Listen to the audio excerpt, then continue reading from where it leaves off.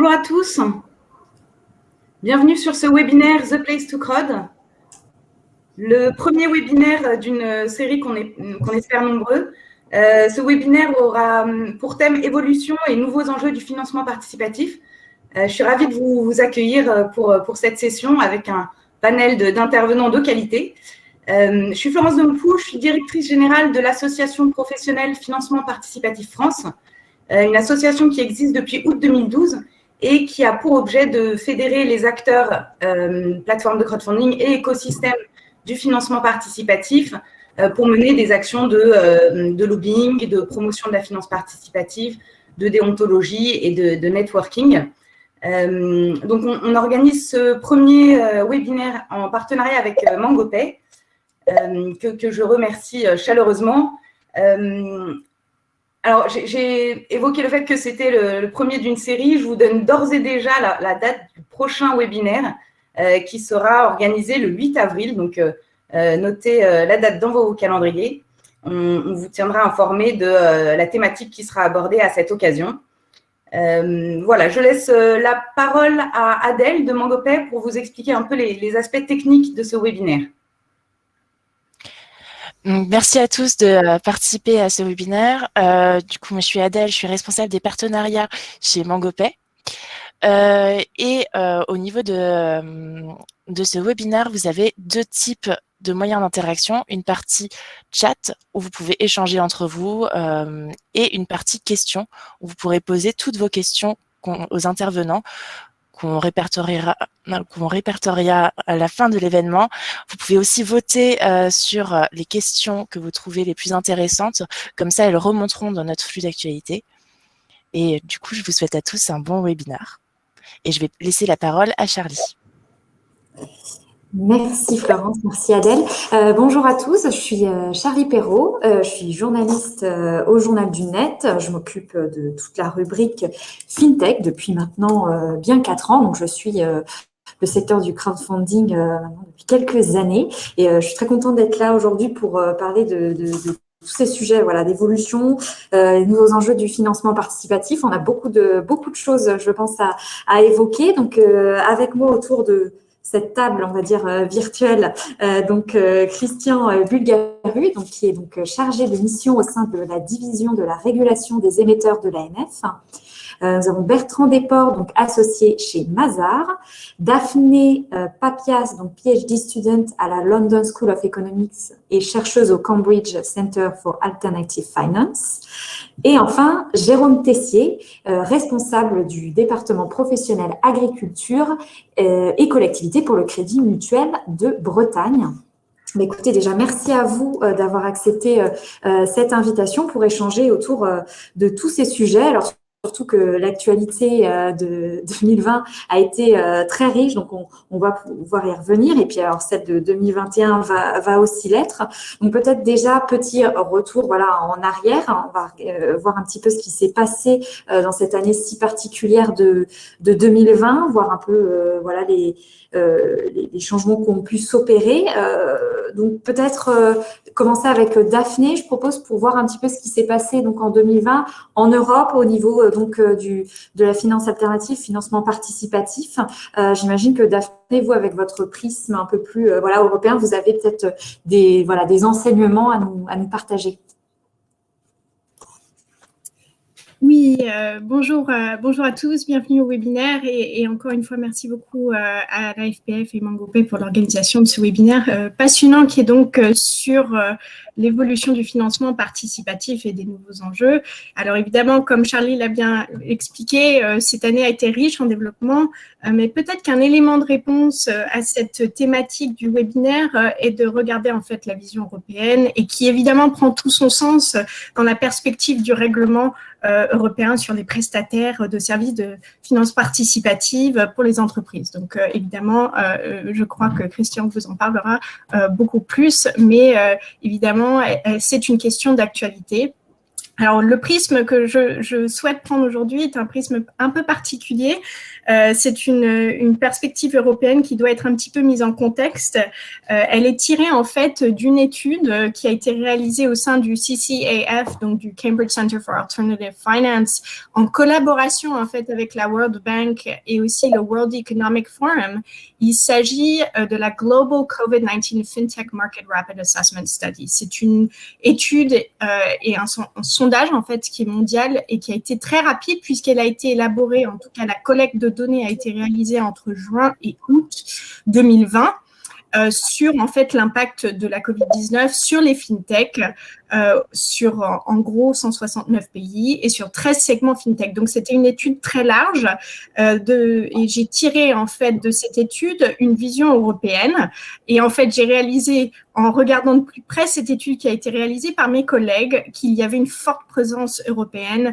Il y a eu 315 réponses d'entreprises européennes et en fait il faut bien comprendre on a fait une exclusion en fait évidemment des réponses du UK qui a fait partie d'un case study particulier dans cette étude.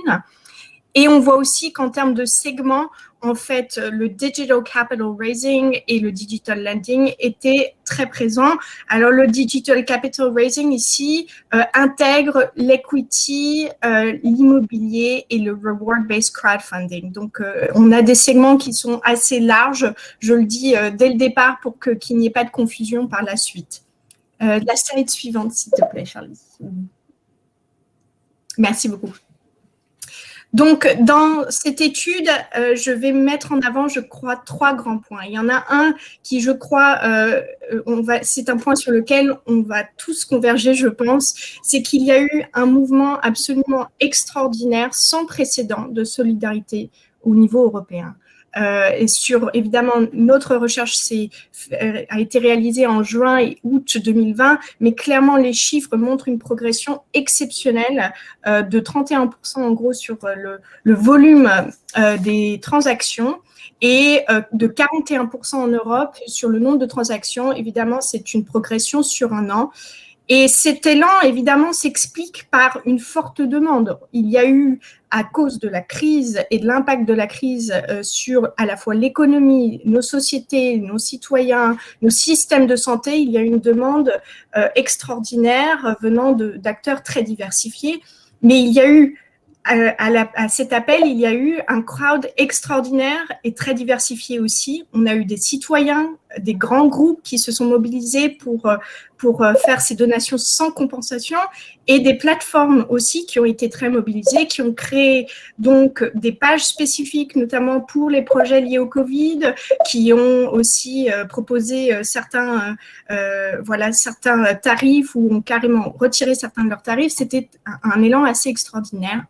Et donc ça, on le constate et on voit aussi que c'est une mouvance internationale, pas seulement européenne, clairement aussi. Next slide, s'il te plaît. Alors, sur le digital lending, alors, il est évident que la crise a un impact, il y a un impact différent selon les segments, évidemment, de la finance participative. Et sur le digital lending, comme vous pouvez le voir à gauche, on voit qu'il y a eu une contraction de l'activité en Europe, mais elle est modérée.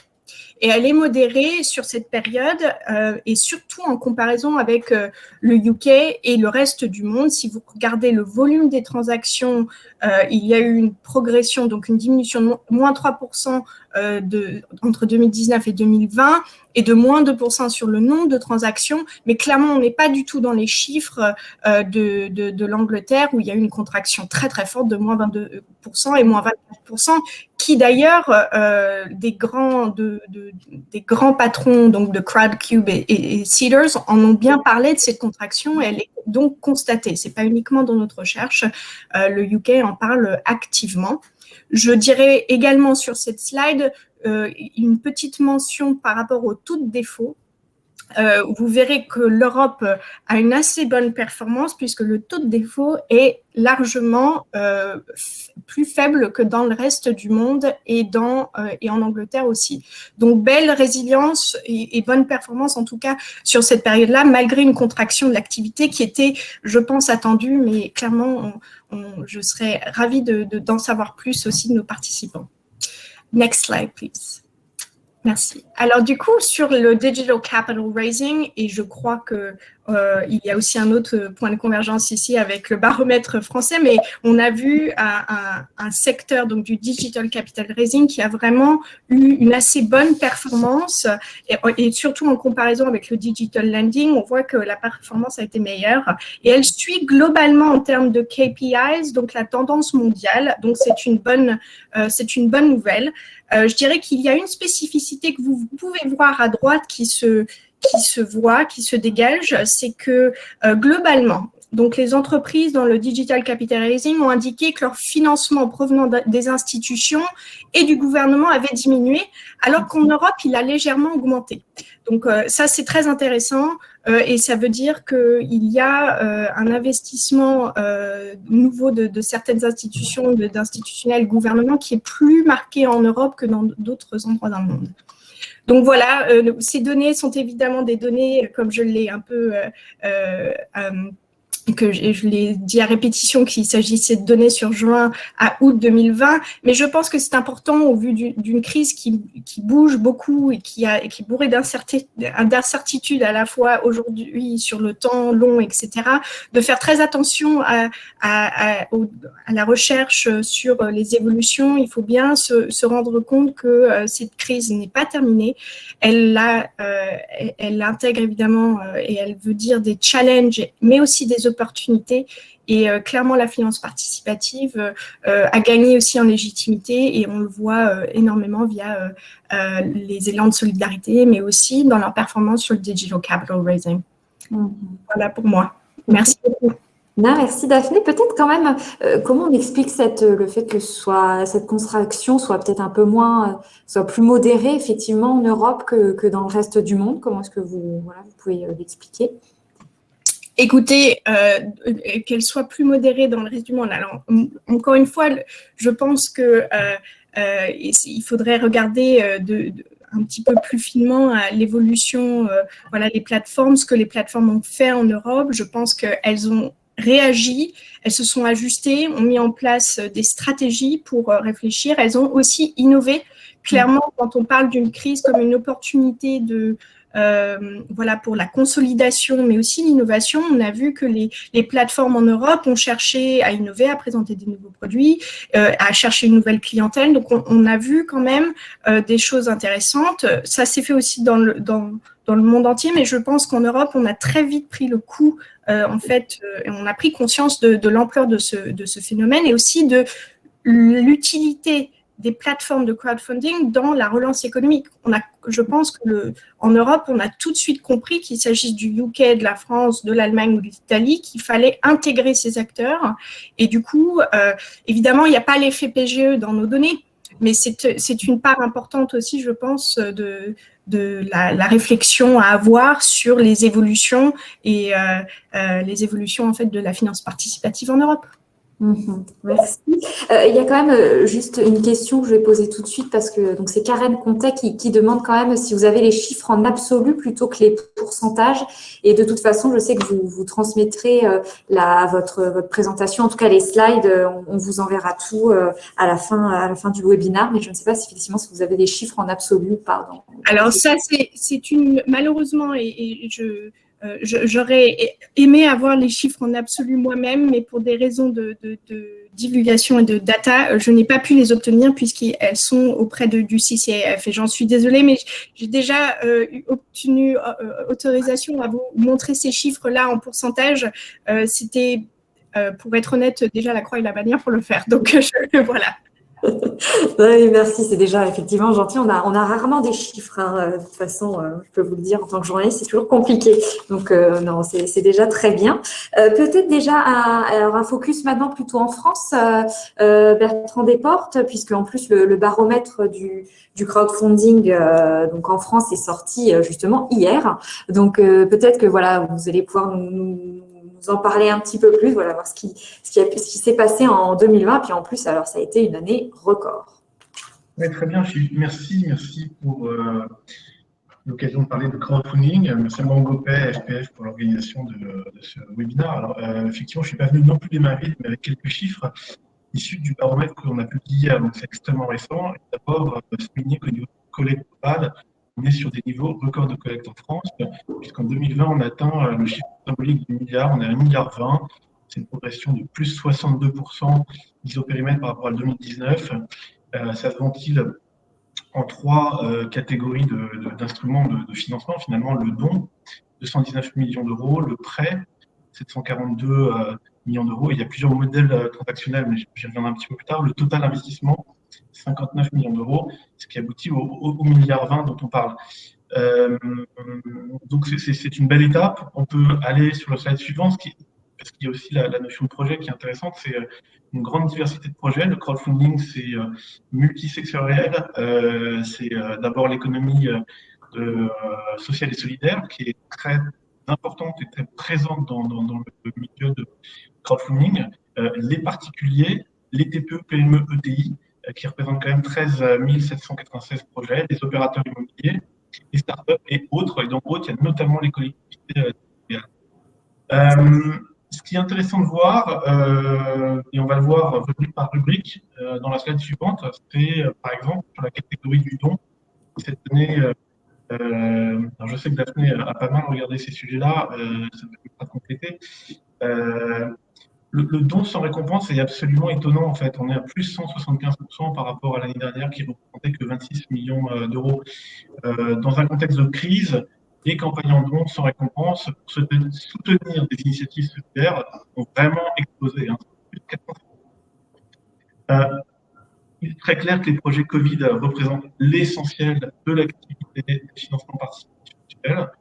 C'est vraiment lié, il y a une notion de profondeur de la crise, de durée de la pandémie, d'impact, qu'il soit socio-économique, évidemment auprès des services de santé et dans d'autres domaines. Ça a généré un effort de collecte et ça a généré beaucoup de projets.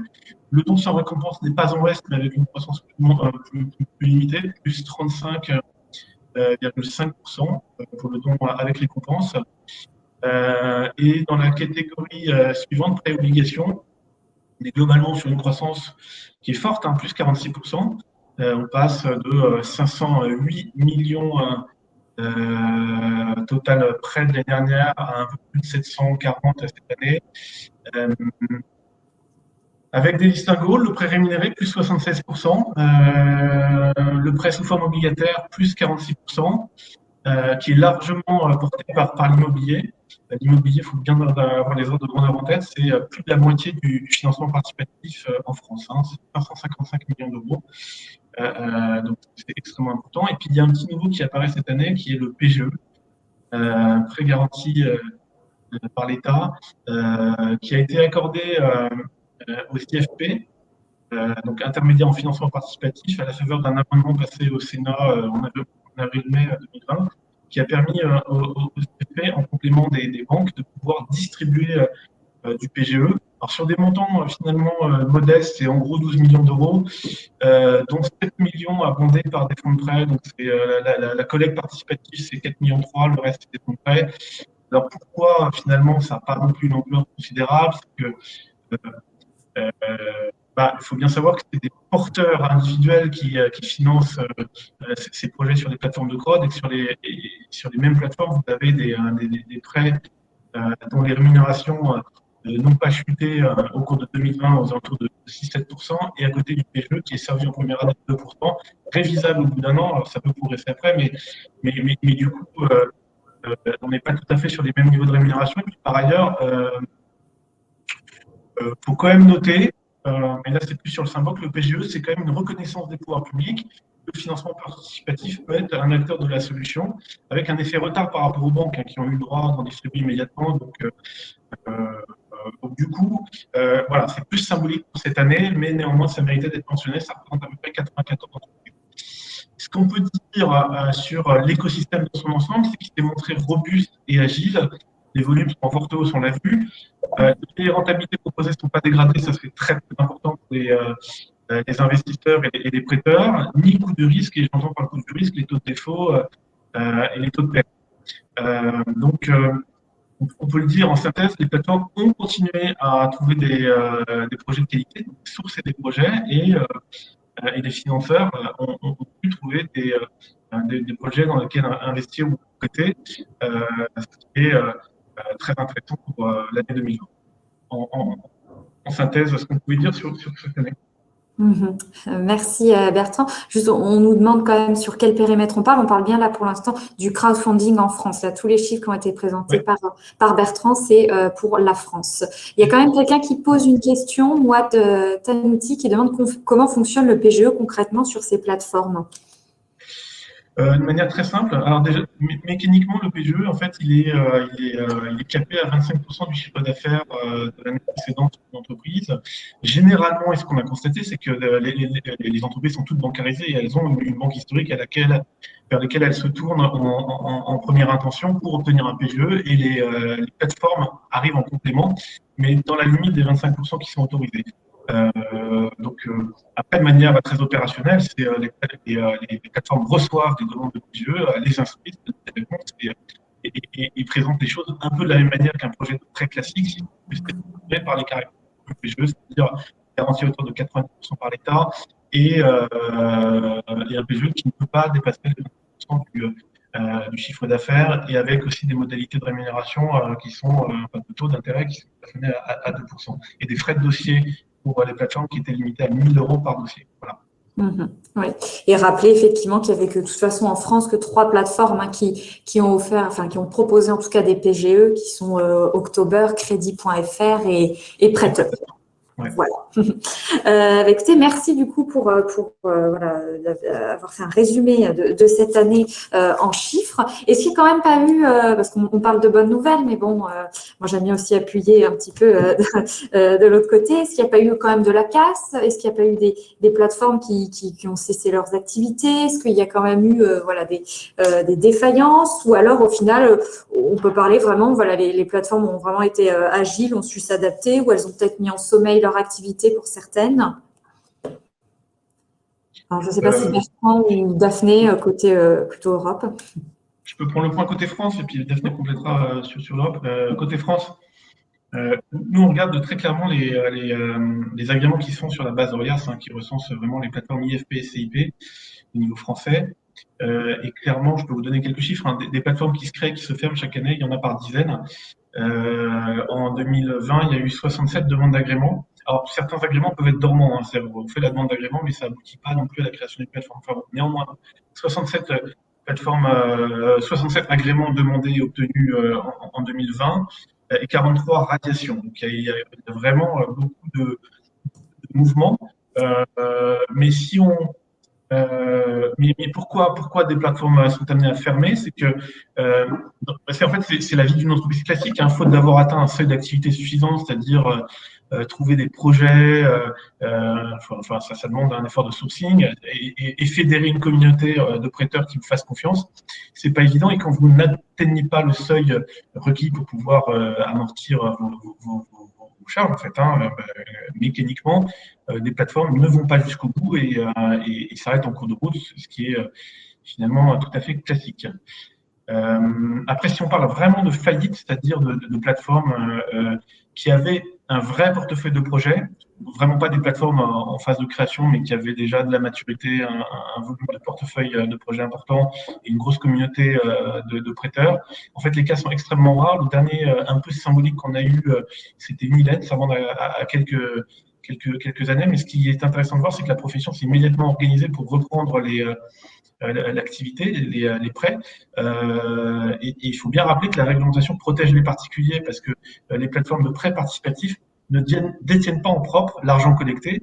Il y a des prestataires de paiement qui le font à leur place, et ce qui fait que le risque induit pour le particulier prêteur est extrêmement limité. Ce qui fait que il n'y a pas eu de grosses défaillances. Voilà, ce qu'on peut dire en quelques mots sur le périmètre France. Ok, merci. Et Daphné, peut-être plutôt niveau européen.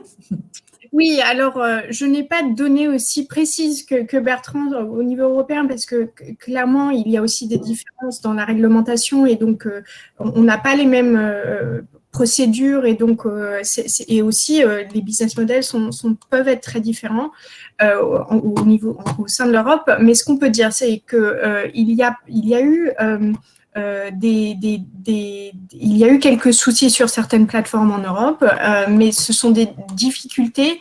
La question, c'est, alors je reprends un peu les mots d'Olivier Gajda, qui est donc le président de la European Crowdfunding Network, et qui a expliqué qu'il y avait eu des défauts en Europe et qu'il fallait s'attendre à ce qu'il y en ait d'autres, mais il n'a pas précisé non plus quelle était l'ampleur du phénomène et dans quelle serait l'évolution. Alors, je pense qu'il faut faire attention en fait à ce qui est dit aussi au niveau global, parce que je pense qu'on n'est pas très sûr de ce qui se passe parfois en Europe. Nous, on a entendu dire qu'il y avait eu quelques défaillances, mais la question, c'est est-ce que ces activités ont été reprises donc au niveau des écosystèmes locaux, comme en France par exemple? Est-ce que les réglementations sont les mêmes, et aussi quel était leur segment, parce qu'on a des segments très différents, des activités très différentes, et il faut prendre en compte aussi la situation des plateformes pré-crise. Est-ce qu'elles avaient en effet fidélisé leurs clients, etc.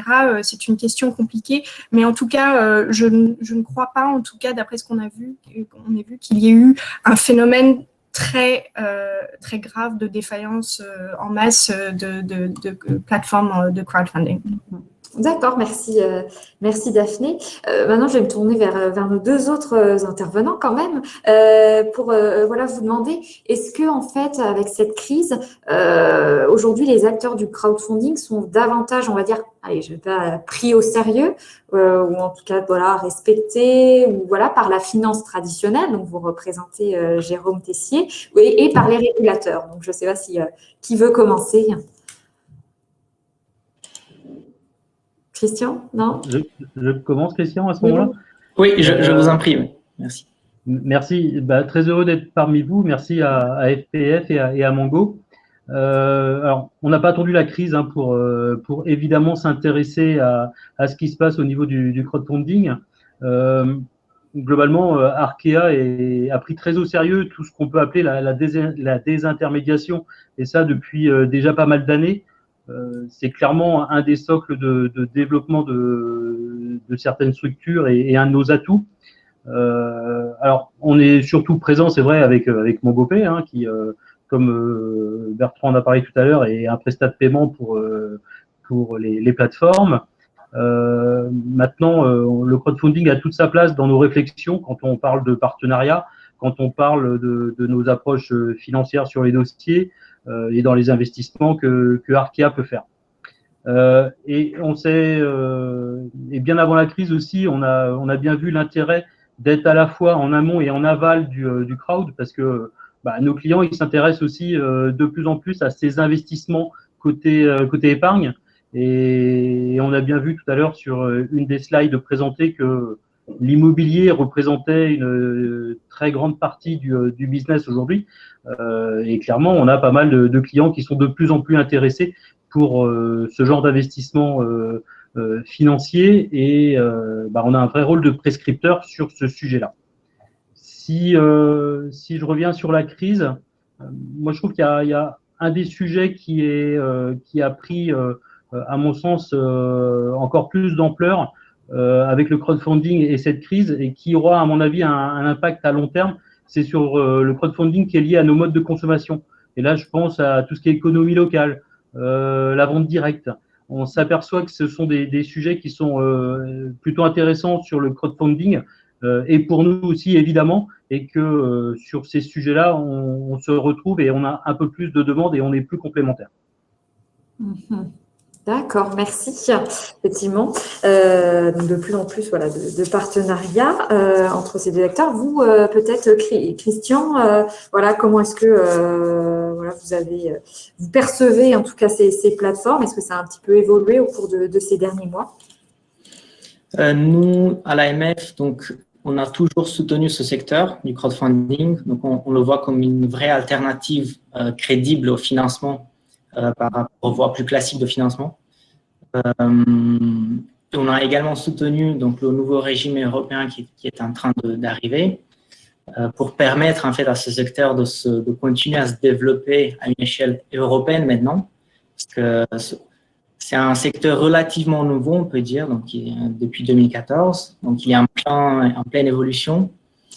Et on pense en fait que le rôle des plateformes, en fait, le symbole qui a été déjà évoqué par Bertrand, le fait que les plateformes ont participé à la distribution des prêts garantis par l'État, est un symbole assez fort qui démontre la considération des pouvoirs publics envers ces acteurs comme force de distribution, enfin de financement alternatif pour un secteur de l'économie.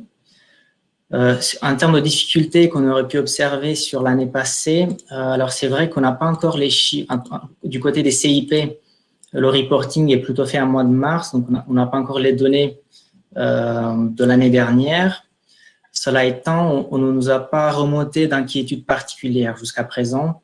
Et au contraire, on a plutôt observé une légère augmentation des nouveaux agréments, donc par rapport à l'année dernière.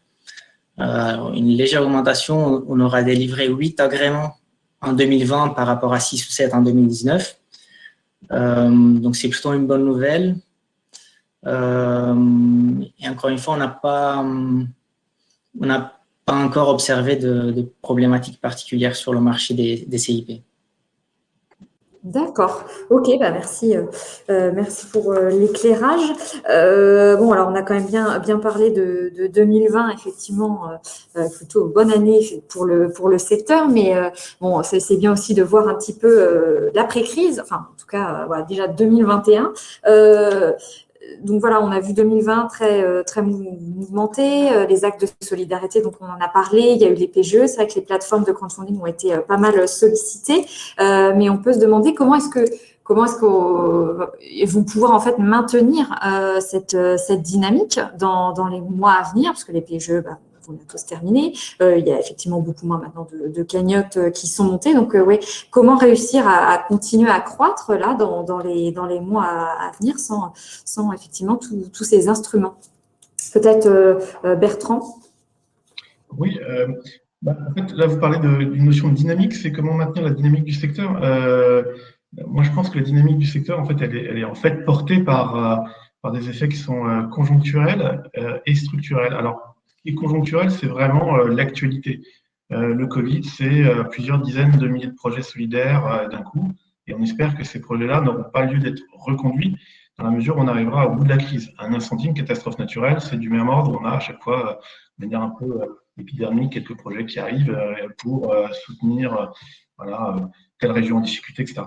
Ce qui est structurel, c'est la tendance de fond, et ça m'intéresse un peu plus, c'est sur le don. Je pense que les plateformes de financement participatif à travers la France semblent être maintenant très proactives pour accompagner évidemment des demandes urgentes. Et la manière de donner avec le crowdfunding, je pense, fait évoluer les comportements. C'est plus vite, plus directement, plus efficacement. Donc là-dessus, je pense qu'il n'y a pas de vrai retour en arrière possible. Le don non ciblé avec l'envoi d'un chèque sous enveloppe accompagné d'un bordereau à une association, pressent bien que ce mode de générosité risque d'être à un moment donné moins dans les usages et moins en vogue. Et on perçoit bien que c'est moins efficace, que ça prend du temps, que l'affectation à un projet n'est pas immédiate et que de toute façon l'usage qui est fait des sommes collectées ne sera jamais réellement porté à la connaissance du donateur particulier, sauf en termes très généraux statistiques en fin d'année, parce qu'il y a une obligation légale. Donc ce qui risque d'arriver, c'est plutôt de voir des associations, y compris bien implantées, y compris très anciennes, se mettre progressivement au crowdfunding, parce que le crowdfunding, de mon point de vue, c'est pas l'apanage de projets forcément hyper innovants, mais a vocation à être un instrument de collecte, y compris pour des très anciennes institutions caritatives. Donc ça, c'est pour l'avenir. Sur le prêt, je pense qu'il y a un triptyque, et je serais content d'avoir l'avis de Jérôme, un triptyque banque, fonds, plateforme qui s'installe et qui opère en complémentarité. Notamment, le crowdfunding est très efficace sur le financement de l'innovation. Il y a des actifs immatériels, financement de la croissance, augmentation de BFR. Il est efficace sur la rapidité de traitement des dossiers et il est efficace parce qu'il arrive à faire du financement sans garantie. Donc, moi, je vais être un petit peu provocateur. Je pense que le financement participatif répond bien aux attentes des investisseurs et des prêteurs et colle bien à l'époque en termes de proximité, en termes de transparence, en termes de digital. Donc, Pas du tout au point d'être prépondérant. Je veux rassurer immédiatement les fonds d'investissement et les banquiers. On en est très loin. Les ordres de grandeur ne sont pas du tout les mêmes. On parle d'1 milliard d'un côté, 1000 milliards de l'autre. Voilà. Mais la lame de fond, elle est plutôt puissante. On le constate. Et chaque année, on constate des volumes en forte hausse, période de crise comprise. Donc, peu de secteurs en 2020 ont pu afficher un plus 62%. Ce sont des taux de croissance qui n'existent pas, sauf dans des industries jeunes qui n'ont pas du tout atteint leur régime de croisière. Et le régime de croisière, où est-il?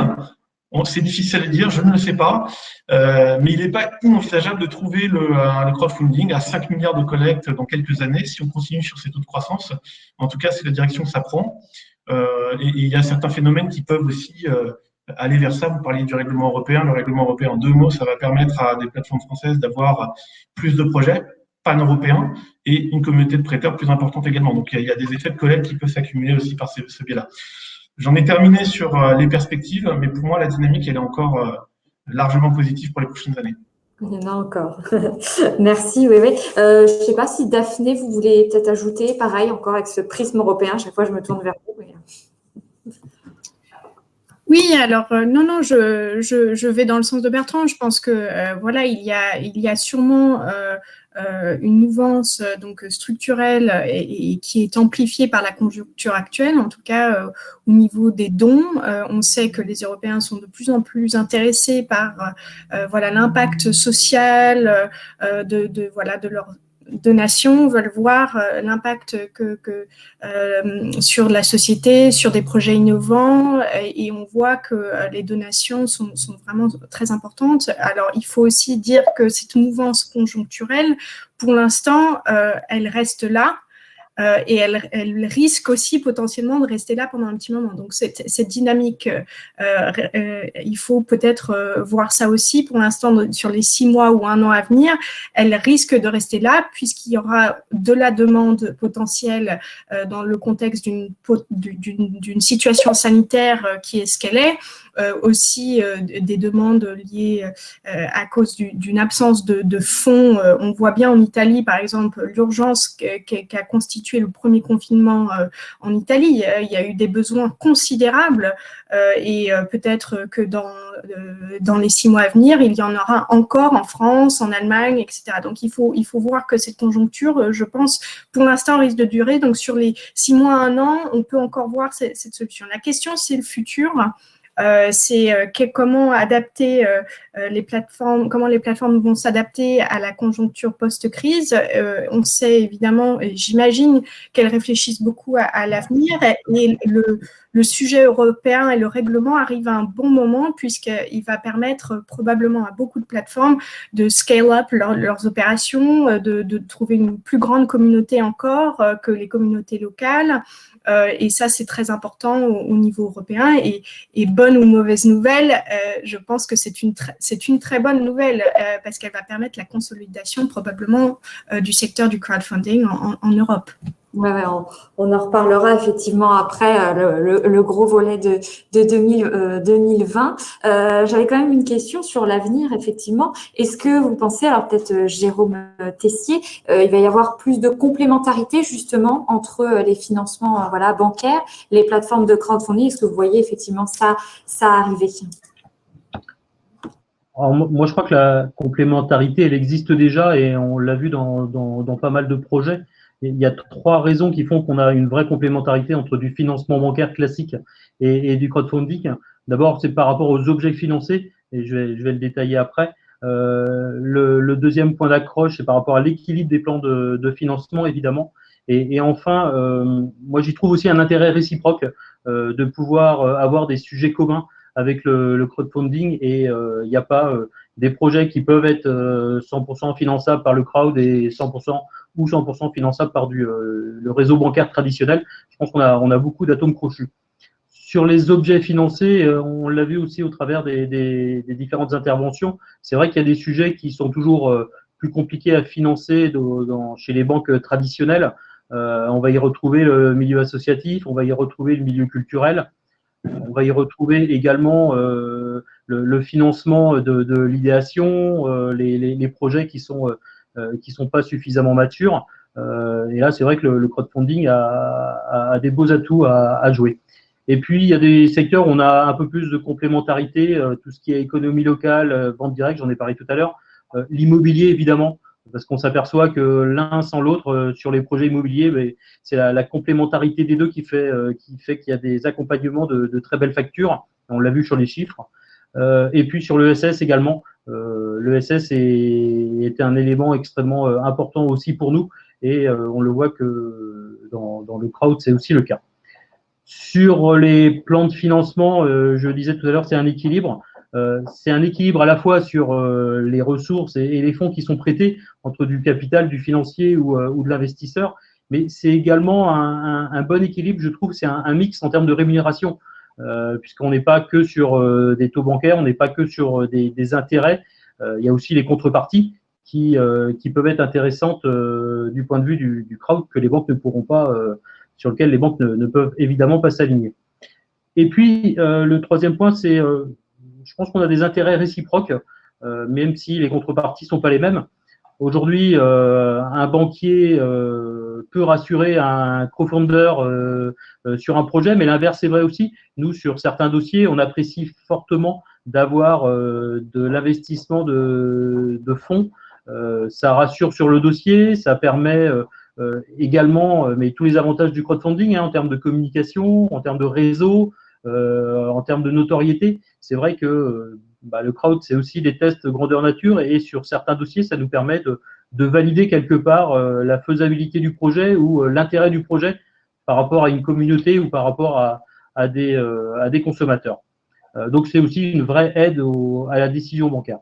Après, moi, la question que je me pose, c'est, par rapport à la crise, c'est est-ce que les plateformes de crowdfunding auront aussi un rôle à jouer quand viendra l'heure aussi de faire un peu les comptes de cette crise, l'heure peut-être de la consolidation de certaines structures, parce que je pense que les PGE, c'est évidemment une bouffée d'oxygène qui a permis de passer la crise et qui a bien permis d'amortir cette crise. Bon, on est toujours dedans.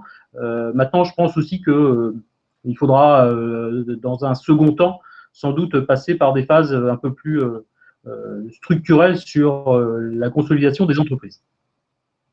Oui, merci. Il y a Victor qui nous pose une question en rapport avec ce dont on vient de parler, qui demande donc la complémentarité entre le système bancaire et le crowdfunding pourrait-elle déboucher sur une garantie des prêts entre particuliers par la banque contre souscription d'une assurance par le prêteur? Je ne sais pas si vous avez une réponse à lui donner.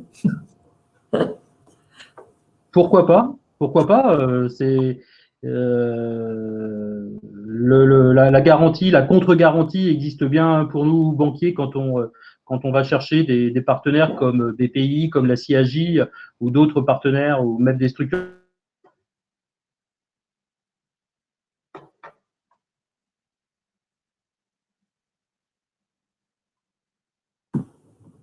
Je crois qu'on a perdu Jérôme, non? Je crois qu'on a perdu Jérôme. En tout cas, on ne vous entend plus. On a perdu Jérôme. Oui, bon, c'est pas grave. En attendant, on va broder, comme on dit. Le temps qu'il se reconnecte, je ne sais pas s'il sait qu'on ne l'entend plus, mais en tout cas, effectivement, il a frisé. Donc, c'est dommage. En plus, on n'a que la moitié de la réponse, mais c'est pas grave. Je vais enchaîner quand même en attendant, peut-être Christian ou Bertrand, sur est-ce qu'on peut s'attendre peut-être 2021 à quand même une augmentation des taux de défaut ou pas, parce qu'aujourd'hui, pour l'instant, effectivement, on est un petit peu aidé par, on va dire, sous perfusion, l'économie sous perfusion, parce qu'il y a quand même des choses on peut s'inquiéter un petit peu quand même pour 2021 ou pas encore. Alors, de notre côté à l'AMF, c'est vrai, donc on n'a pas les chiffres 2020, donc on ne peut pas extrapoler là-dessus. En ce qui concerne les plateformes elles-mêmes, donc là, va apparaître sur deux fronts. D'une part, une baisse de nombre de nouveaux projets, d'autre part, une baisse du nombre d'investisseurs. Et c'est vrai que pour l'instant, on n'a pas de raison particulière, en tout cas, on n'a pas d'informations particulières qui nous laisseraient penser que ça arrivera. À ce stade, on n'a pas, du côté de l'AMF, on n'a pas d'inquiétude en ces termes-là. D'accord. Ok. Peut-être Bertrand, vous, peut-être une… Ouais. Oui, la question était sur les taux de défaut. Écoutez, oui, on peut craindre une augmentation des taux de défaut en 2021. Les plateformes, malheureusement, elles sont à la même enseigne que les banquiers et les investisseurs.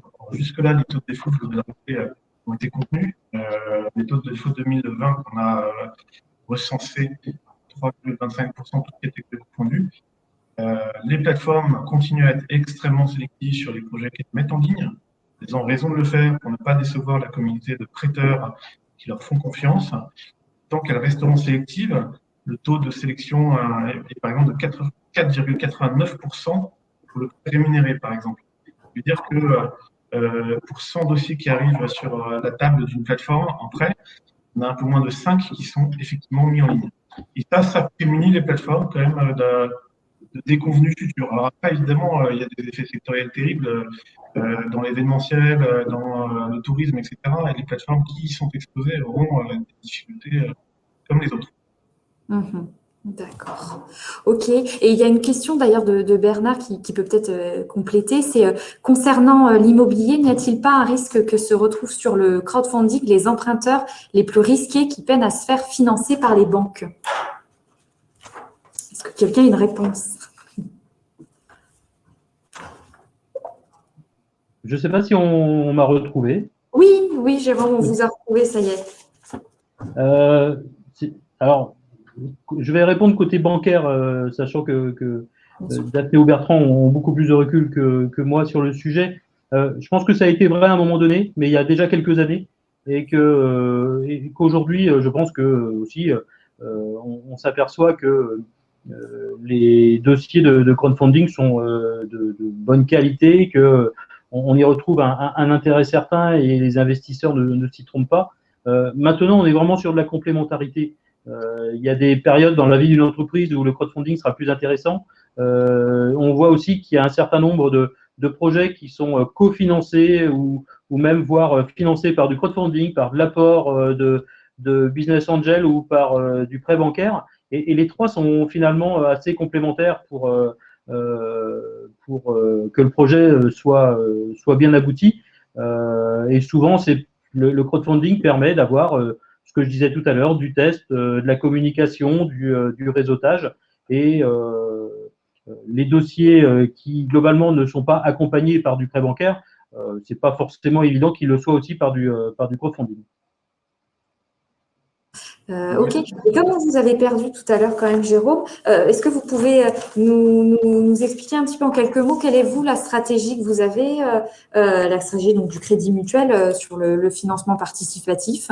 Comment est-ce que voilà, vous fonctionnez? Puisqu'il y a certaines banques qui ont fait des partenariats avec des plateformes, voilà, d'autres qui ont créé aussi des structures. Vous, quelle est la stratégie?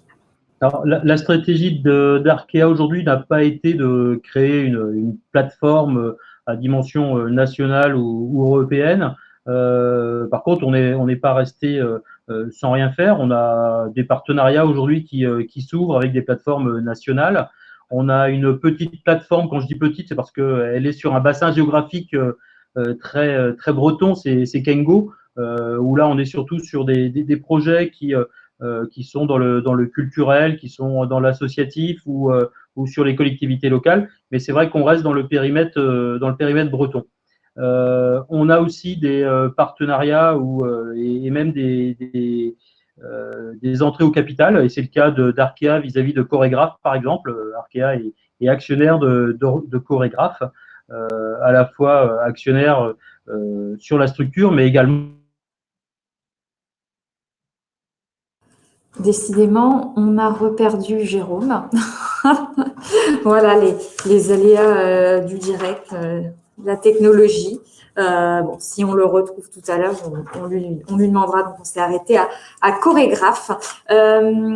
Écoutez, peut-être petite dernière question sur 2021. Est-ce que, alors j'imagine que vous n'avez pas tous de boule de cristal, mais c'est quoi un petit peu les tendances que vous voyez un peu émerger? Alors, parce qu'on a pas mal parlé notamment de l'immobilier qui a tiré notamment en France le crowdfunding. Est-ce que voilà, vous avez quelques tendances? Alors là, qui veut répondre? Voilà.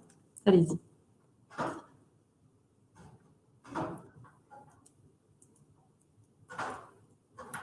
non, peut-être, ouais, Daphné. Bon, presque une structure.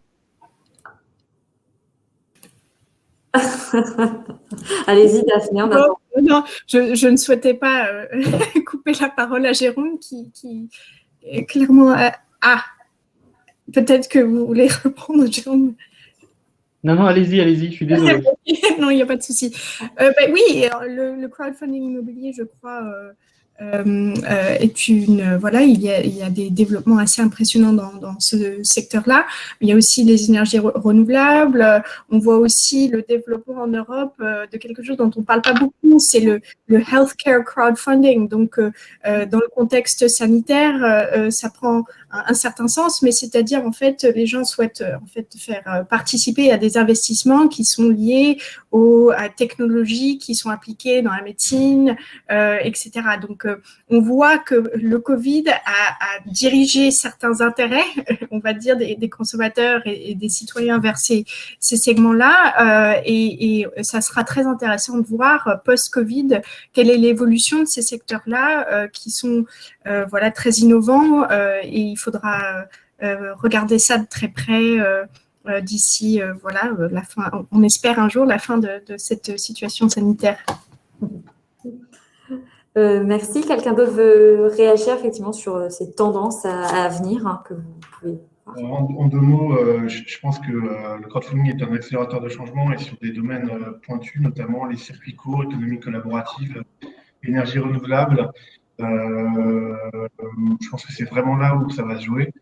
On verra de nouvelles initiatives. Alors évidemment, il y a des secteurs qui resteront là, les campagnes solidaires, l'immobilier, mais le crowdfunding est en capacité de pousser certaines tendances et encore une fois, je vois bien arriver le circuit court, l'économie collaborative et le développement durable comme les principales thématiques de nos prochains baromètres. D'accord, peut-être Jérôme, si on vous a retrouvé, quelles sont un petit peu, voilà, vous peut-être les tendances que vous voyez en termes d'immobilier, voilà, de crowdfunding, pardon, pour 2021, si voilà, il y a des sujets en particulier. Non, mais je crois que Daphné et Bertrand les ont cités. C'est clair que les sujets qu'on verra le plus sur les plateformes de crowdfunding seront les sujets cités et on va retourner autour de l'économie solidaire, on va tourner autour de l'économie locale, évidemment l'immobilier, évidemment le financement des énergies renouvelables. Et puis, il y aura forcément pas que les énergies renouvelables, mais toutes les tendances autour de l'ESG. D'accord, merci. Alors, on vous avait quitté tout à l'heure, Jérôme, vous avez été coupé, alors vous parlez de chorégraphes que voilà, vous aviez investi. Je ne sais pas s'il y avait voilà, d'autres choses quand on parlait de votre stratégie. On vous a vraiment, voilà, à partir de chorégraphe, ça a bugué, donc je ne sais pas si vous aviez un autre... Non, effectivement, oui, chorégraphe, donc à la fois sur l'investissement au capital, mais également en prescription pour nos épargnants. Donc on est en amont et en aval. Et puis le dernier point, c'est un de nos autres du jour, évidemment, c'est MangoPay, puisque MangoPay est le moteur d'un certain nombre de plateformes. Donc même si on n'y est pas forcément en direct au niveau national, nous y sommes dans les moteurs d'un certain nombre d'acteurs de ce monde-là. Super, écoutez, merci déjà pour tous ces éclairages. On va passer peut-être à voilà, au dernier gros morceau qui attend en tout cas les plateformes dont on entend parler depuis un petit moment, qui est donc le statut européen. On a beaucoup de choses à dire. Alors peut-être, voilà, je vais me tourner vers Christian. Est-ce que vous pouvez déjà un petit peu parler de ce statut européen, voilà, peut-être les quelques points, parce que c'est un texte assez dense et que je sais que vous avez parcouru ligne par ligne. Effectivement, c'est une réglementation assez complexe. Donc, comme vous le savez, le nouveau règlement qui est sorti en 2020, qui prévoit un régime européen, donc avec une perspective de marché européen en matière de crowdfunding, qui vient écraser donc les régimes nationaux pour les activités qui rentrent dans le champ d'application de ce règlement. Donc, quelques dates clés. L'entrée en application en novembre de cette année. Donc, à partir de novembre, tout nouvel agrément sera sous la procédure prévue par le règlement. Donc, on n'aura plus de nouveaux CIP à partir de novembre. Cela étant, on a une période de transition donc, prévue, en tout cas initialement, jusqu'en novembre 2022, donc pour les CIP, IFP qui existent donc, au moment de l'entrée en application. Ils pourront continuer donc, sous le statut existant jusqu'en fin 2022. On ne recommande toutefois pas d'attendre la dernière minute pour basculer sous le nouveau régime, bien sûr. Et une prochaine échéance à avoir en tête, qui est donc la publication prochaine par l'ESMA d'une consultation publique, donc en mars, qui est prévue en mars, si tout va bien, donc pour 3 mois, sur les textes de niveau 2, donc les textes d'application qui sont pris en application du règlement, qu'on appelle les RTS, les Regulatory Technical Standards. Donc, il y a beaucoup de textes. Il y a environ 7 RTS et 2 ITS qui vont être publiés donc, pour consultation publique. Et on vous invite donc à les consulter et à faire des observations sur ces documents avant qu'ils ne soient soumis donc, ensuite à la Commission européenne pour validation.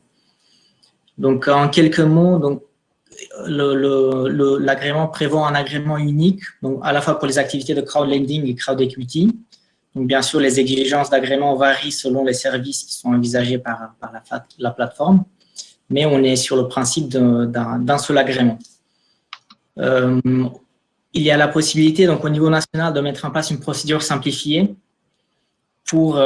Alors, ça, c'est un petit piège à observer. Donc, la procédure simplifiée, uniquement les plateformes existantes, donc au 10 novembre 2020, à la date d'entrée en vigueur du règlement, sont éligibles à la procédure simplifiée. Cela étant, il faut aussi avoir conscience que même si on l'appelle procédure simplifiée, toutes les exigences donc, liées à l'agrément qui sont prévues par le règlement doivent être remplies. Donc, c'est simplifié peut-être sous la forme, mais sur le fond, donc, ce sont les mêmes, c'est le même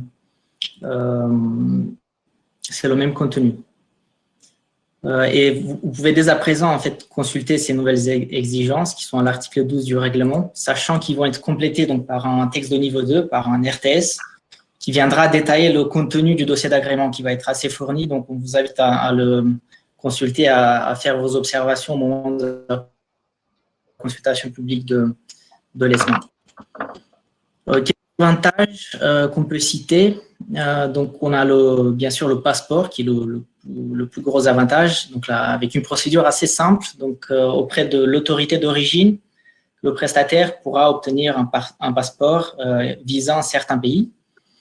Et à partir de ce moment-là, à partir de l'obtention du passeport, donc la même personne morale pourra exercer dans les pays concernés.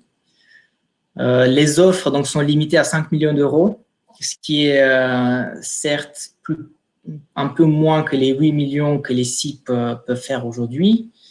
Cela étant, du côté des IFP, c'est quand même un gain.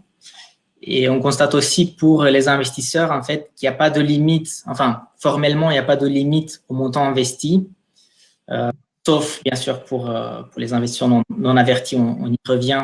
Il n'y a pas de limite non plus, mais il y a un avertissement. Et la notion d'investisseur donc, qui évolue, on parle de personnes physiques et personnes morales, à la fois en matière de prêt, donc, ce qui n'est pas le cas aujourd'hui, et en matière de titres. Donc, pour ces deux raisons-là, quelque part, on se demande si le marché actuel des mini-bons, donc, parce que les mini-bons ne vont plus être éligibles en fait, sous le régime du règlement, si ce marché ne va pas se transférer sur le marché du prêt dans le cadre du règlement, du fait de l'absence de ces limites d'investissement, du fait du montant relativement élevé.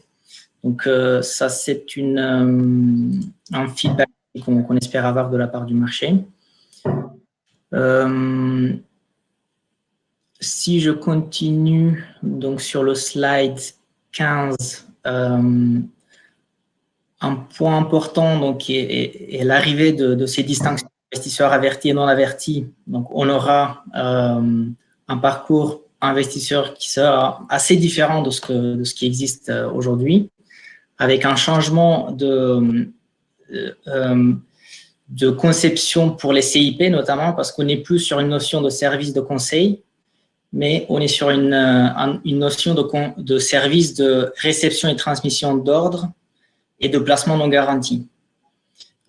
Et donc, à ce niveau-là, on a une protection pour les investisseurs non avertis qui se manifeste notamment à l'entrée en relation avec les plateformes où les investisseurs non avertis doivent passer par une phase de test de connaissance, une simulation de capacité à subir des pertes, et ensuite un éventuel avertissement qui sera émis par la plateforme. Et ce que je disais tout à l'heure, c'est que les investisseurs non avertis auront aussi alors pas une limite d'investissement, mais auront un avertissement en plus dès lors qu'ils cherchent à investir plus de 1 000 € ou 5% de leur patrimoine net. Et un point aussi qui peut être assez structurant, c'est que les investisseurs non avertis bénéficient d'un droit de rétractation, qui est inconditionnel pendant 4 jours après la manifestation de leur intérêt.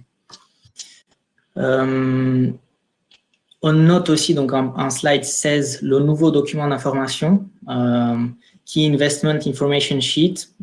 Alors, la difficulté de ce document, c'est qu'il doit faire un maximum de 6 pages quand il est imprimé.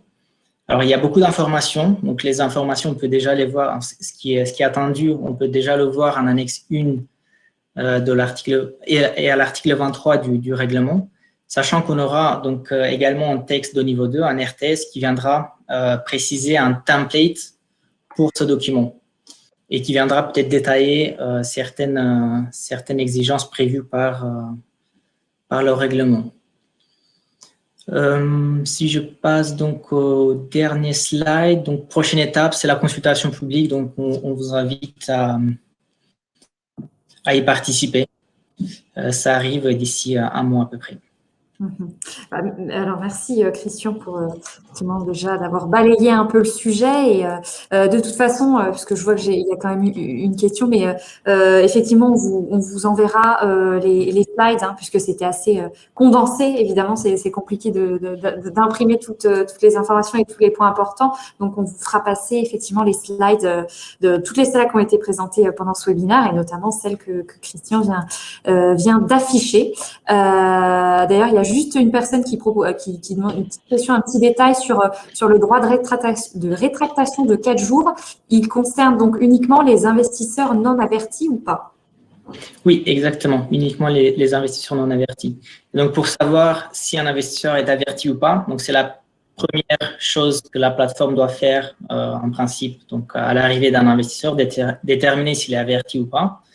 On peut déjà voir les critères, en fait, en annexe 2 du règlement, on a les critères pour cette classification. D'accord. Ok, merci pour la précision. Alors, sans rentrer effectivement à chaque fois dans le détail de toutes les mesures, mais est-ce que déjà globalement, n'importe qui peut répondre à ma question, mais est-ce que c'est ce règlement déjà, enfin ce nouveau statut est-ce que c'est une bonne ou une mauvaise nouvelle? Alors, qui veut répondre en premier? D'un point de vue business, ça ouvre des perspectives puisque les plateformes qui opèrent principalement au niveau local, la nouvelle réglementation devrait permettre à un plus grand nombre de plateformes d'opérer à un niveau européen et donc favoriser du financement transfrontalier de PME. Puis par ailleurs, de permettre aussi de capitaliser sur des communautés financières plus larges. Donc ça, c'est l'aspect positif. L'aspect négatif, il faut voir comment le texte aboutit, mais non, je pense que c'est bien parce que ça offre en plus des protections supplémentaires pour les particuliers non avertis. Il faudra regarder la mise en œuvre. Mais globalement, c'est un texte qui est intéressant. Merci. Peut-être Daphné? Oui, merci. En effet, clairement, il faut distinguer selon la situation de la plateforme en France, notamment s'il s'agit d'une CIP, IFP, mais en dehors de la France, la France avait un régime déjà applicable depuis 2014. Donc, il y a cette évolution à prendre en compte, ou en tout cas, il faut regarder le régime national et le régime européen pour voir un petit peu quels sont les liens, quelles sont les différences et comme je crois Christian l'a bien montré, il y a des différences par rapport à la situation existante. Donc, il faut, pour les plateformes, en tout cas, de leur point de vue, c'est potentiellement une adaptation, mais c'est aussi une décision. Est-ce qu'on on souhaite obtenir cet agrément, comment, qu'est-ce que cela veut dire. Il faut savoir aussi que voilà, il y a encore des aspects de cette mise en œuvre de la régulation qui ne sont pas clairs, en tout cas sur certains points techniques, et c'est normal parce qu'il faut du temps. Mais c'est aussi une bonne nouvelle, mais qui a été attendue d'une certaine manière aussi, parce que ça fait longtemps qu'on parle de cette régulation européenne. Il y a eu un mouvement qui existe depuis 2013. Alors, le processus législatif européen est ce qu'il est, mais on est arrivé à un résultat concret. Et voilà, on a des étapes à franchir et il faudra voir ce qui se passe dans les mois à venir, la consultation d'ESMA, etc.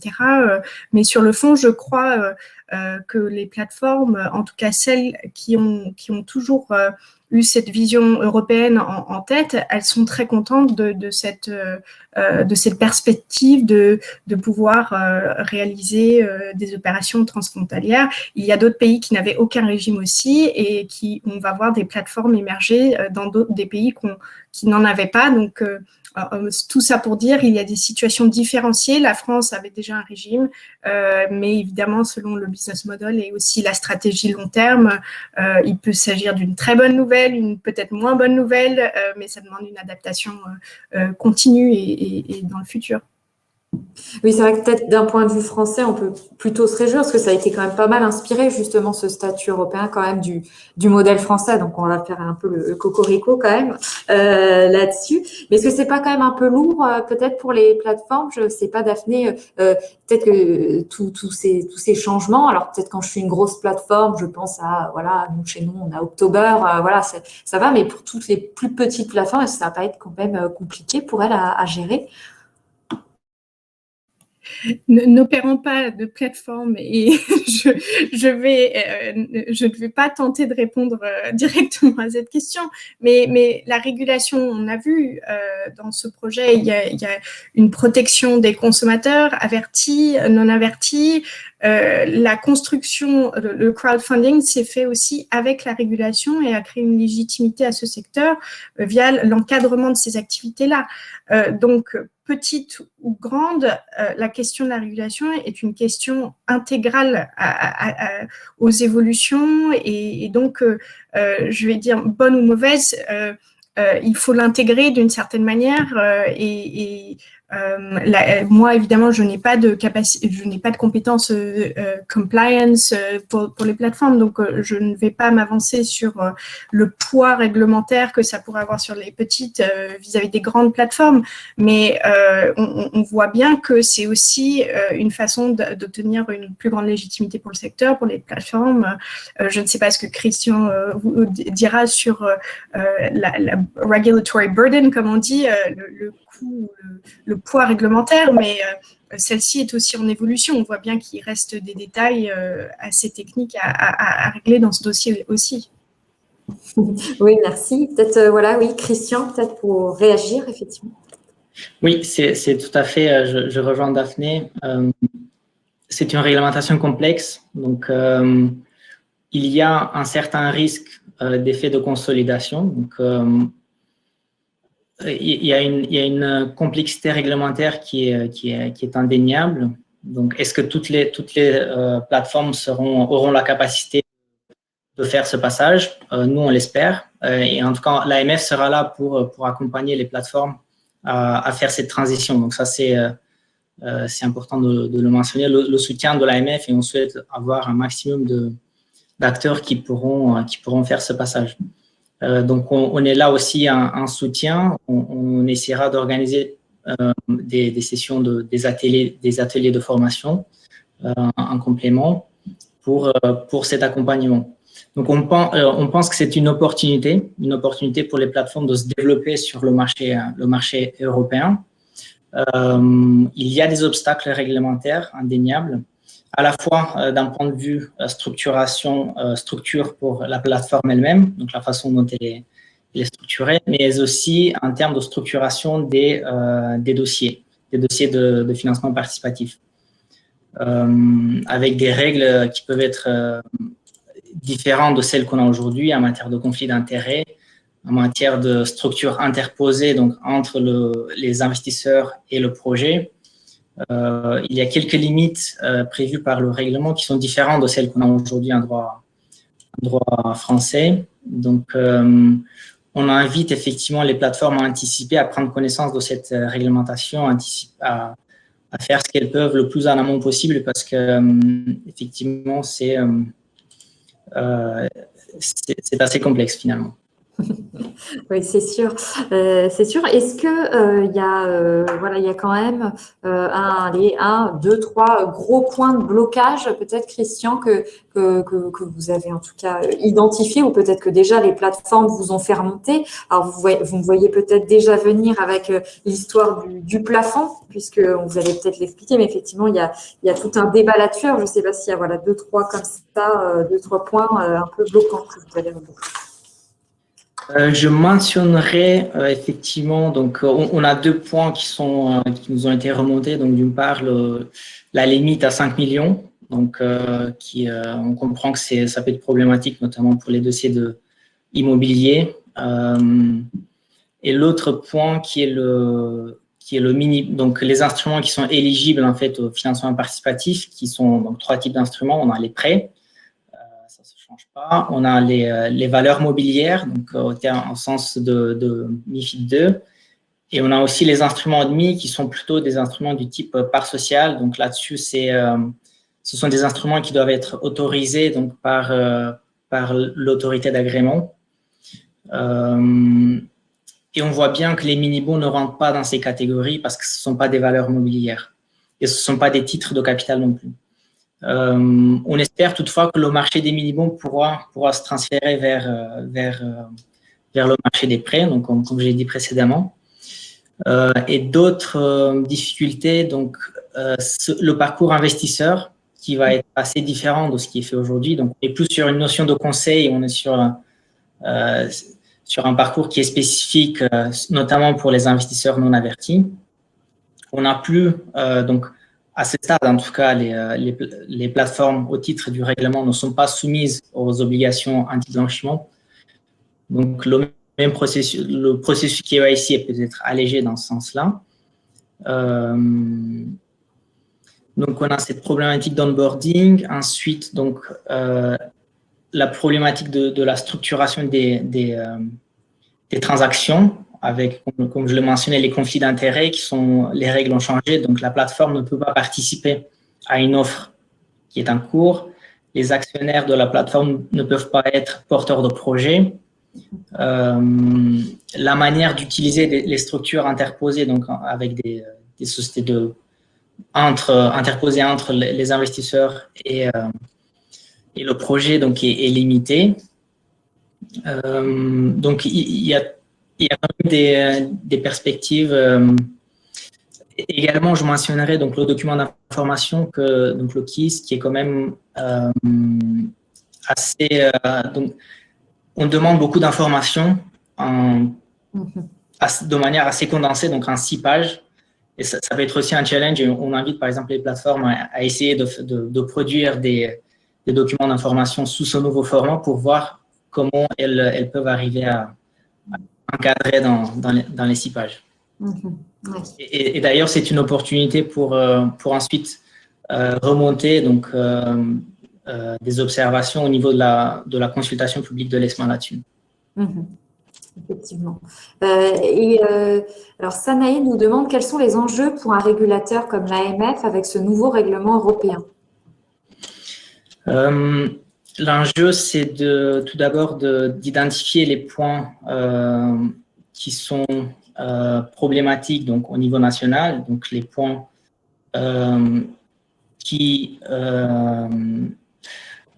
ce qu'on peut faire aujourd'hui, ce qu'on ne pourra plus faire demain, donc pour anticiper au maximum. Et ensuite, l'autre enjeu qui est assez majeur, en tout cas pour le crowdfunding, est l'accompagnement des plateformes pour faire cette transition. D'accord. Ok. Écoutez, très bien. Peut-être, alors je ne sais pas si Daphné, donc Bertrand ou même Jérôme, vous avez aussi peut-être envie de mettre en avant, vous avez remarqué aussi des points un peu bloquants sur lesquels vous voulez peut-être insister et qui peuvent d'ailleurs pour alerter aussi les plateformes qui nous regardent.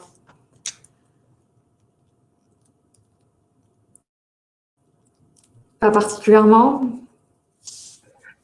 Non, je dirais simplement, et c'est une question d'ailleurs qui est sur le chat ou sur la section questions, mais qui est, je pense, une question qui se pose pour pas mal de plateformes en Europe, mais aussi plus particulièrement en France. C'est en gros, quand est-ce que l'AMF pense être en mesure de traiter le premier dossier, en fait, et donc le premier potentiel agrément. Ça, c'est une question qui intéresse beaucoup et j'ai entendu pas mal de questions comme ça un peu partout en Europe. Ça serait intéressant de savoir s'il y avait des précisions à venir, en tout cas en termes de timeline dans le futur.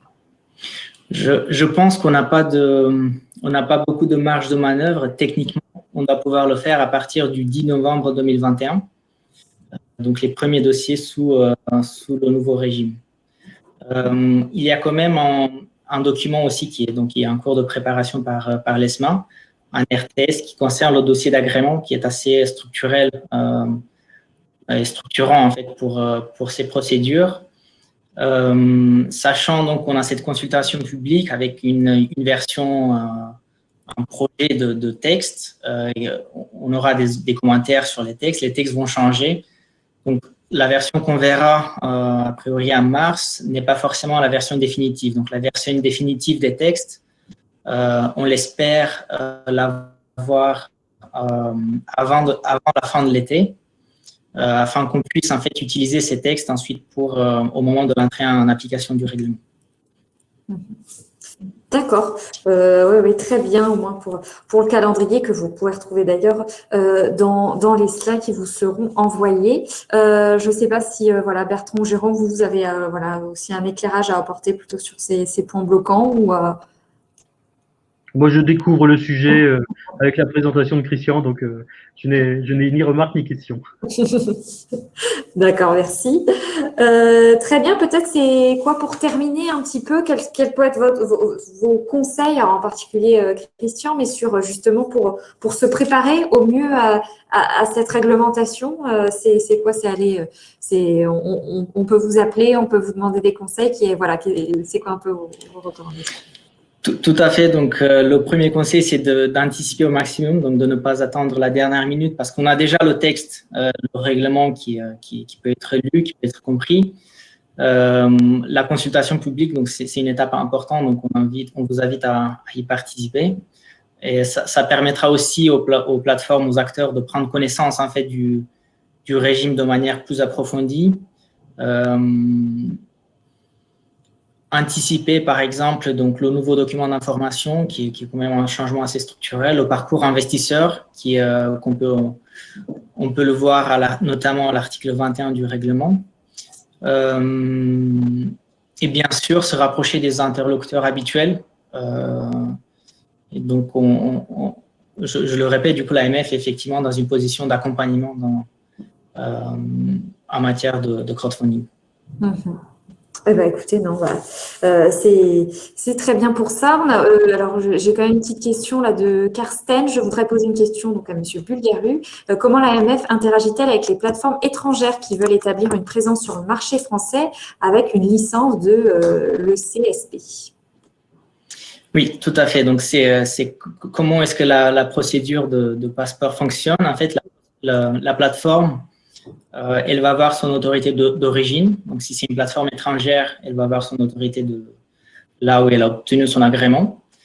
Elle va préparer un petit dossier elle va énumérer les États, les pays visés, donc par sa demande de passeport. Et au bout d'un certain délai, donc elle pourra commencer à exercer dans les pays en question. Et nous, à l'AMF, donc si la plateforme a visé la France comme marché, nous, on recevra une notification, je pense une copie du dossier, nous informant que tel acteur envisage donc de fournir ses services en France. D'accord, ok. Merci. Alors, je ne sais pas s'il y a, avant de passer aux questions-réponses, il y en a encore plein dans le chat, mais c'est vrai que j'ai pris que celles qui étaient à chaque fois en rapport avec le sujet qu'on évoquait. Est-ce qu'il y a quand même un message que vous souhaitez faire passer, peut-être avant de clôturer là, cette table ronde, sur voilà, peut-être sur le futur, sur peut-être un conseil, voilà, comme vous voulez.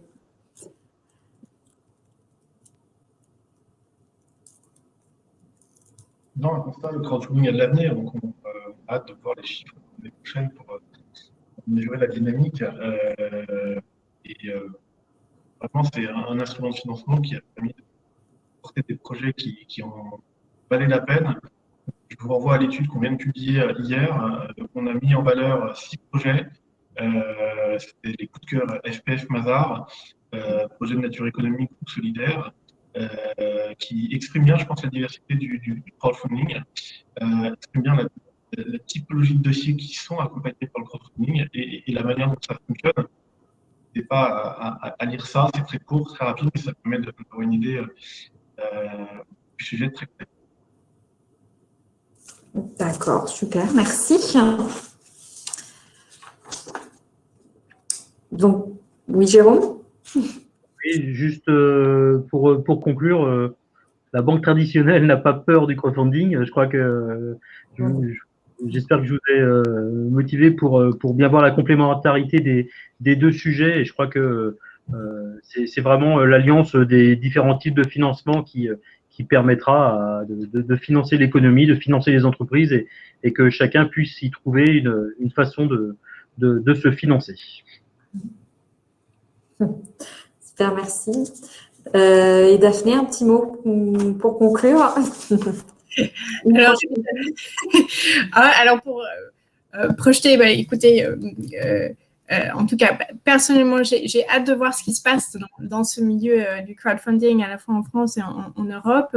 On est parti de finalement très loin, il y a une dizaine d'années, et regardez la performance actuelle et française notamment. Félicitations, mine de rien. Il y a des bonnes nouvelles, il y a des perspectives européennes potentielles, il y a des ajustements, des innovations. Mais comme pour toute une crise, c'est à la fois une source d'opportunité, de challenge. Il faut à la fois l'anticiper, être flexible et aussi réfléchir au sujet d'avenir. On le voit bien que le crowdfunding s'adapte aussi aux évolutions de fonds, l'intérêt pour les énergies renouvelables, pour l'immobilier, etc. Montre qu'il y a une trame de fond qui est en train de se dessiner. Il faut y faire attention tout en étant nuancé dans nos propos, puisque cette crise n'est pas du tout terminée et que nous sommes quand même interdépendants, nous sommes dans un monde global. Il faut faire attention évidemment aux évolutions à venir, mais en tout cas, pour l'instant, il y a des choses très intéressantes qui arrivent et c'est vraiment un plaisir de voir tout ça. Voilà. Super, merci.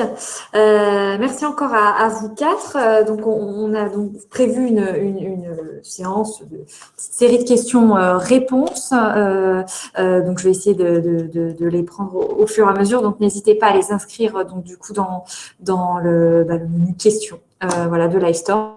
Donc, alors Raouf qui pose la question quels sont les enjeux ESG pour les plateformes et les experts comptables peuvent-ils accompagner les plateformes dans ces nouveaux enjeux? Je ne sais pas si quelqu'un voudrait répondre. Les experts comptables clairement peuvent accompagner les plateformes, mais il y a des enjeux sur les entreprises traditionnelles, les entreprises comptables, également sociales. On t'entend très mal, Bertrand. On vous entend plus? Là, c'est mieux? Non, je disais juste que les experts comptables ont une capacité d'accompagner les plateformes sur un certain nombre d'enjeux, des enjeux historiques, la comptabilité, la paye, la fiscalité, mais aussi de nouveaux enjeux comme l'ESG, oui, bien sûr, oui. Dans la production de reporting, un indicateur, ça fait des choses qu'ils savent faire.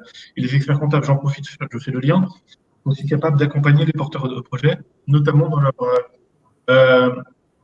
leur recherche de financement. Et savent de mieux en mieux mettre en relation des porteurs de projets avec des solutions bancaires traditionnelles, mais aussi alternatives, comme le financement participatif. Donc, l'expert comptable peut tout à fait être un maillon de la chaîne utile. Très bien. Charlie, Je me permets juste de faire remarquer, on peut trier les questions par vote pour justement avoir celles qui ont eu le plus de votes en premier. Ah, d'accord, merci. Super. Oui, donc voilà, c'est parfait. Véronique qui demande des critères RSE sont-ils mis en œuvre par les plateformes les plus matures pour la sélection de projets? Parce que, alors là, je ne sais pas qui a déjà pu parler de ce sujet.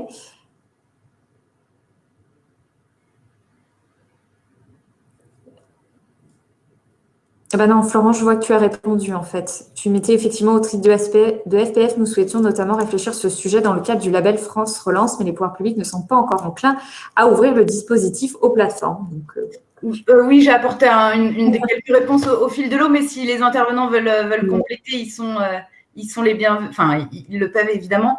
C'était simplement pour souligner. Enfin, il y a un vrai sujet, critères ESG pour les plateformes. Mais évidemment, c'est assez lourd et c'est des critères qu'on avait souhaité aborder justement en profitant un peu du dispositif plan de relance et du label relance sur les fonds d'investissement dédiés qui respectent les critères ESG. Mais sachant qu'on n'a pas eu, on n'a pas eu une oreille très attentive de la part des pouvoirs publics sur le fait d'intégrer les plateformes à ce dispositif, on n'est pas allé beaucoup plus loin parce que c'est vrai que les plateformes ont déjà beaucoup de contraintes. Donc, ça ne nous a pas paru être à ce stade une opportunité. C'est sans doute un vrai sujet pour les grosses plateformes, mais au titre de la profession et de l'association, c'est pas quelque chose qu'on a exploré plus en avant. Ok, super, merci pour la précision. Il y a Mouad qui demande donc question pour Christian, si possible, un mot sur la supervision des plateformes exercées par l'AMF, comment elles s'opèrent, point de vigilance particulier. Peut-être sur la supervision, ce qui est intéressant de noter, c'est que donc on a le régime européen qui est le même partout dans tous les États membres. Cela étant, pour les communications commerciales, donc en matière publicitaire, ce sont les règles nationales qui s'appliquent. Donc là, et surtout, l'autorité du pays visée par ces communications est compétente pour leur contrôle. Donc en termes de supervision, classiquement, donc un peu comme ce qui existe dans d'autres cadres réglementaires comme MIF, ce sont surtout les autorités d'origine qui ont principal pour la supervision. Dès qu'on passe en matière de communication publicitaire, donc on a tout de suite une compétence des autorités du pays concerné, même si ce n'est pas l'autorité d'origine. Ok. Question d'Emmanuel. Les différences de fiscalité en Europe ne sont-elles pas un obstacle à un développement pan-européen? Je pense qu'on peut avoir un avantage fiscal que pour un investissement ou un don dans son propre pays. Vaste question.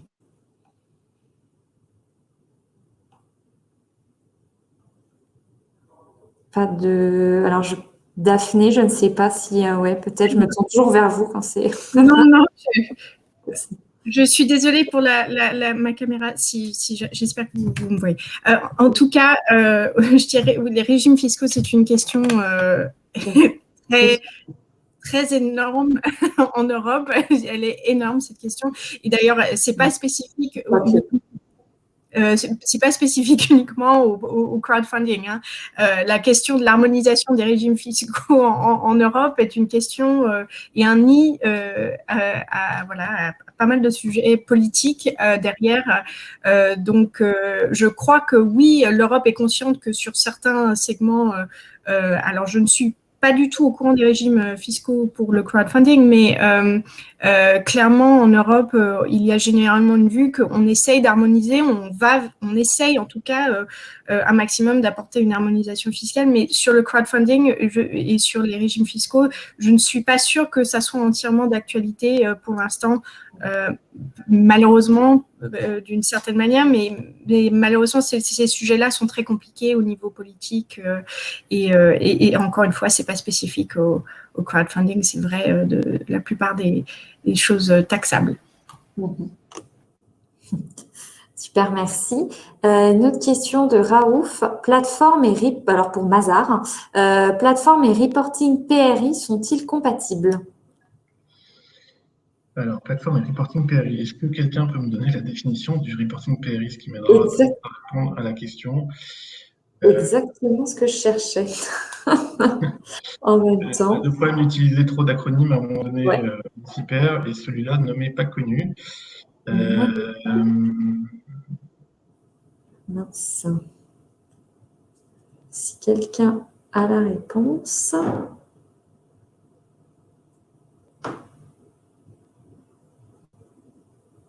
Non, mais je vous propose d'enchaîner sur une autre question et j'y répondrai Responsable, oui. si jamais, On ne la trouve pas effectivement pour l'instant, à moins que si Raouf peut nous préciser, peut-être carrément Ah ben voilà, Véronique, Principle for Responsible Investment. Ah oui, on en revient aux critères ESG en fait. Du coup, ça n'a rien à ESG, effectivement. Et la compatibilité d'être à la fois opérateur en crowdfunding et de respecter des critères ESG. Donc, je pense que c'est le sens de l'histoire. Hein, c'est dans la sélection de projets.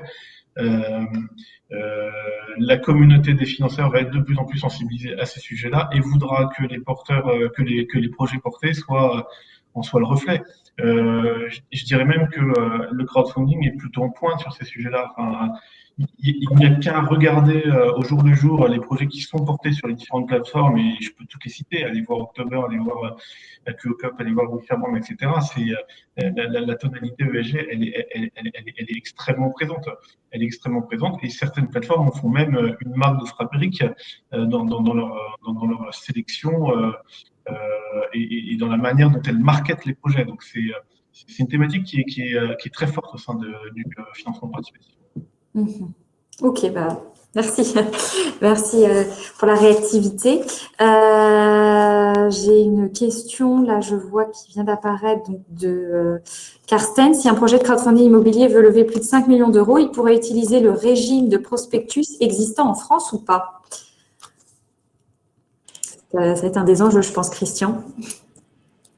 Alors, si une plateforme veut lever plus de 5 millions,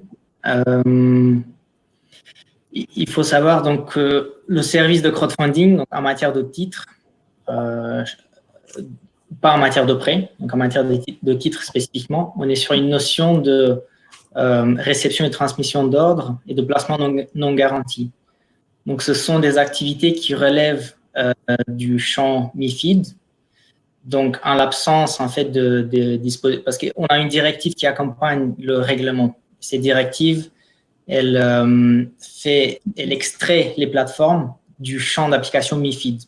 Donc, ce qui permet aux plateformes d'exercer ces activités qui normalement sont régulées au sens de MiFID, de l'exercer sous le cadre crowdfunding. Donc, dès lors qu'on sort du périmètre du crowdfunding, à confirmer, pour l'instant c'est un avis personnel, mais théoriquement on rentrerait dans le champ MiFID pour tout ce qui est réception et transmission d'ordre, pour tout ce qui est placement non garanti. Sauf bien sûr autre régime spécifique, mais de base, donc le réflexe à avoir, je pense, c'est que on est soit dans le cadre du règlement, donc on a cette exemption MiFID, soit on sort du règlement, donc on n'a plus l'exemption MiFID. Ok, bon écoutez, merci. Écoutez, je ne vois pas pour l'instant d'autres questions, alors à moins que j'ai loupé des choses. Je ne sais pas, Florence, si tu as vu d'autres questions passer. J'en ai vu beaucoup, mais je pense qu'on a répondu à la plupart. Oui, puis on se tient tous à votre disposition pour y répondre de manière séparée à l'issue de ce webinaire, bien évidemment. Oui, j'ai quand même l'impression qu'on a fait pas mal le tour des questions qui ont été posées. Il y aura sans doute, sans doute, on sera passé à côté de certaines, et il y aura toujours quelques frustrations sur des questions qui n'ont pas été remontées. Mais voilà, on est à disposition, Adèle et moi, pour transmettre aux intervenants les questions qui seraient restées en suspens. Dans tous les cas, comme on vous a dit, il y aura à disposition le replay, et on aura aussi les slides qui vous seront partagés. N'hésitez pas à rebondir au mail que Florence ou moi vous avez envoyé pour nous poser des questions et être mis en relation avec les intervenants. La vidéo sera mise en ligne pour répondre à une des questions qui vient d'être posée sur le chat.